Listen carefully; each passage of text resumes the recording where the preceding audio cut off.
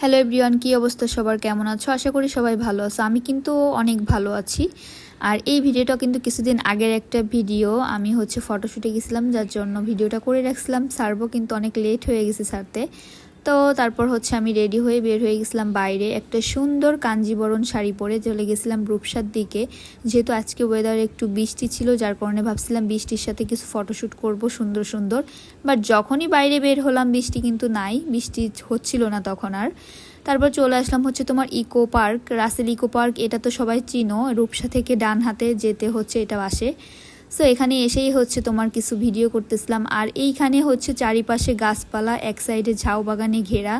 এখানে আসলে মনে হয় যে কুয়াকাটার যে ঝাউ বাগানটা আছে না, ওইখানটাতে চলে আসলাম, সেরকম একটা ফিল আসে এখানে আসলে। তারপর আমি আমার ফ্রেন্ডরা সবাই মিলে রেডি হয়ে গেলাম ফটোশ্যুটের জন্য। আর এইখানটাতে খুব সুন্দর সুন্দর পিক তুললাম অনেকগুলা। আর এই শাড়িটা কিন্তু আমি গিফট পেয়েছি, অবশ্যই কেমন হয়েছে অবশ্যই তোমরা কমেন্ট করে আমাকে জানাবা শাড়িটা।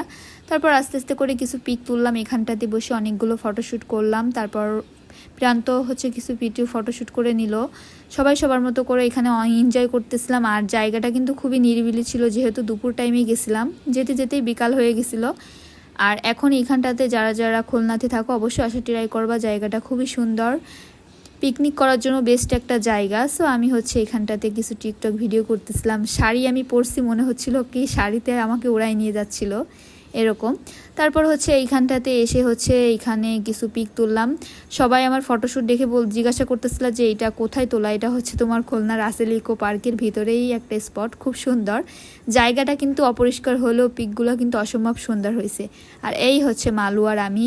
দেন আমি পানিতে নেমে কিছু ফটোশ্যুট করছিলাম, বাট আমাকে দেখে কিন্তু বোঝা যাচ্ছিল না যে আমি ভেজা। আর আমাকে কেমন লাগতেছে অবশ্যই কমেন্ট করে জানাবা তোমরা।